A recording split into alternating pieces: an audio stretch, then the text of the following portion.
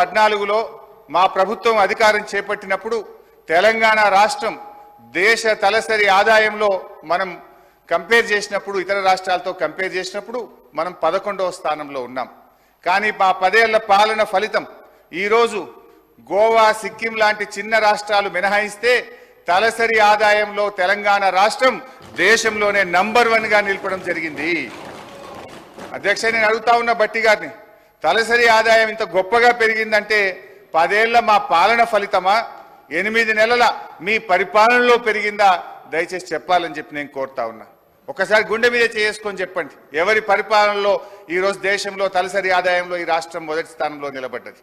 అధ్యక్ష, 4.5 లక్షలు లేని జిఎస్డిపిని 14.5 లక్షల పైకి తీసుకుపోయింది మా బీఆర్ఎస్ పాలననా, మీ 8 నెలల కాంగ్రెస్ పాలననా అని నేను అడుగుతా ఉన్నాను. అధ్యక్ష, 2014లో దేశ జీడిపికి తెలంగాణ కాంట్రిబ్యూషన్ 4.1% అయితే ఈ రోజు అది 5% పెరిగిందంటే ఇది 10 ఏళ్ల మా శ్రమ ఫలితమా, 8 నెలల మీ డ్రామా ఫలితమా అని నేను అడుగుతా ఉన్నాను. అధ్యక్ష, 2013-14లో 1,07,00,000 ఉన్న పంటల ఉత్పత్తిని 4 కోట్ల టన్నులకు తీసుకుపోయింది మా పరిపాలన ఫలితమా, మీ 8 నెలల పాలననా అని నేను అడుగుతా ఉన్నాను. అధ్యక్ష, మేం వ్యవసాయానికి ఏం చెయ్యకుండానే 4 రెట్లు ఎక్కువ పంట పండిందా?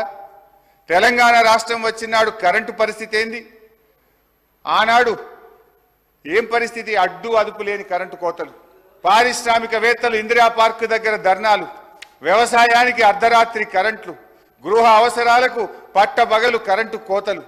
కానీ 6 నెలల్లోనే పరిస్థితి చక్కదిద్ది వ్యవసాయానికి చాలినంత కరెంట్ ఇచ్చాం.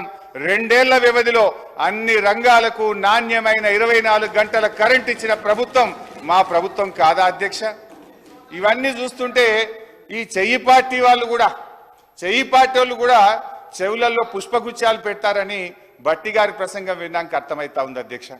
అధ్యక్ష, 5 దశాబ్దాల కాంగ్రెస్ పరిపాలనలో తెలంగాణ స్థాపిత విద్యుత్ సామర్థ్యం 7,778 మెగావాట్లు.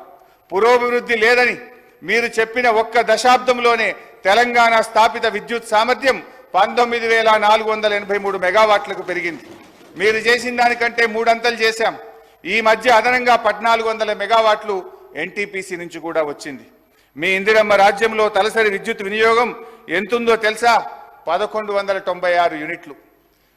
అనుకున్నంత అభివృద్ధి సాధించలేదని గౌరవ ఆర్థిక మంత్రి గారు చెప్పిన బీఆర్ఎస్ పాలనలో తలసరి విద్యుత్ వినియోగం 2,349 యూనిట్లకు పెరిగింది. అధ్యక్ష, ఇదంతా కాదు బట్టన్న, స్పీకర్ గారు ఇంత పెరిగింది అంత పెరిగిందని సరే లెక్కలు నేను చెప్తా, బుక్కులలో ఉంటుంది.